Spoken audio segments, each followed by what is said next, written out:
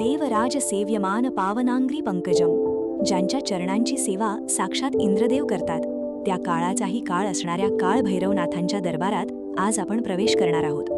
तुम्ही जर संकटांनी वेढलेले असाल किंवा भीतीमुळे तुमची पावले अडखळत असतील तर लक्षात ठेवा, या जगाचा एकच रक्षक आहे, तो म्हणजे काशीचा कोतवाल काळ भैरव. जेव्हा दख्खन पठारावर कोल्हासूर आणि सुवर्णसूर यांसारख्या असुरी शक्तींनी उच्छाद मांडला होता, तेव्हा दख्खनचा राजा ज्योतिबाच्या हाकेला देव देऊन काळ भैरवनाथ सरसेनापती म्हणून उतरले. हे केवळ पौराणिक युद्ध नव्हते, तर हे कॉस्मिक एनर्जी आणि नकारात्मक शक्तींमधील संतुलन प्रस्थापित करणारे युद्ध होते. खोची गावातील एका अंध गवळी भक्ताची गाथा तुमची खात्री बदलेल. डोळ्यांनी अंध असूनही त्याच्या अंतर्मनात काळ भैरवाचा प्रकाश होता. लोक त्याला वेडा म्हणायचे, पण जेव्हा भक्ती पराकोटीला पोहोचते तेव्हा नियतीलाही आपले नियम बदलावे लागतात. त्याने देवाला आपल्या ओढीने खोचीला बोलावले. देवाने दृष्टांत दिला, मी वारणेच्या डोहात थंडीने कुडकुडतोय, मला बाहेर काढ. त्या अंध भक्ताने डोहात उडी मारली आणि एक तेजस्वी शिळा त्याच्या हाताला लागली. विज्ञानाच्या भाषेत सांगायचे तर उच्च कंपनांच्या स्पर्शाने त्याच्या शरीरातील सुप्त पेशी जागृत झाल्या आणि त्याला दृष्टी प्राप्त झाली. हा केवळ चमत्कार नाही, तर विज्ञानाच्या पलीकडील सत्य आहे. एक कथा सांगते की देवाने भक्ताला अट घातली होती, मी तुझ्या मागे येतो, पण मागे वळून पाहू नकोस. पण खोचीच्या सीमेवर भक्ताचा संयम सुटला आणि देव तिथेच स्थिर झाला. यातून आपल्याला एक सायकोलॉजिकल धडा मिळतो. जर आयुष्यात ध्येय गाठायचे असेल तर संशयापोटी मागे वळून पाहणे सोडा, अन्यथा तुमची प्रगती तिथेच खुंटते. काळ भैरव हे वेळेचे अधिपती आहेत. ज्याला आपण प्रोक्रॅस्टिनेशन म्हणतो, ते काळ भैरवाच्या उपासनेने नष्ट होते.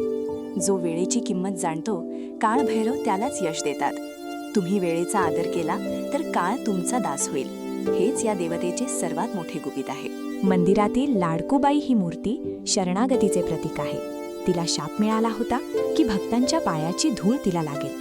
हे शिकवते की जोपर्यंत आपला अहंकार भक्तांच्या पायाशी येत नाही, तोपर्यंत ईश्वरी साक्षात्कार घडत नाही. देवासमोर मोठे होण्यापेक्षा त्याच्या भक्तांचा सेवक होण्यात खरे समाधान आहे. वास्तुशास्त्रानुसार घराच्या दक्षिण नैऋत्य दिशेला काळ भैरवाचे स्मरण करणे म्हणजे नकारात्मक ऊर्जेला रोखणारे एक अभेद्य कवच निर्माण करणे होय.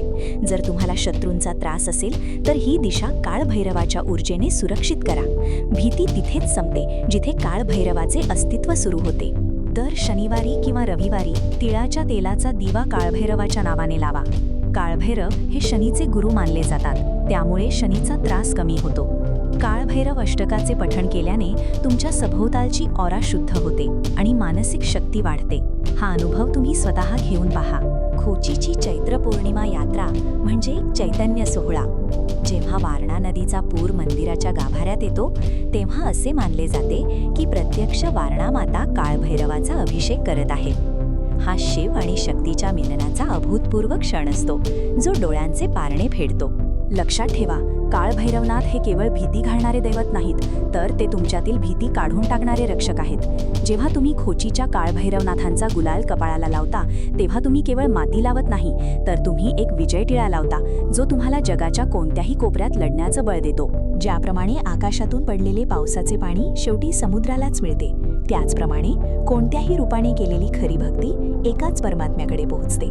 काळभैरव हे त्या परमात्म्याचे रक्षक रूप आहेत. आपल्या कर्मावर विश्वास ठेवा आणि फळाची चिंता त्या काळाच्या अधिपतीवर सोडा. धर्म एव हतो हंती, धर्मो रक्षति रक्षितः.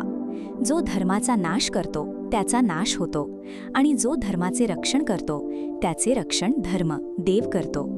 काळभैरवनाथांची कृपा तुमच्यावर सदैव राहो.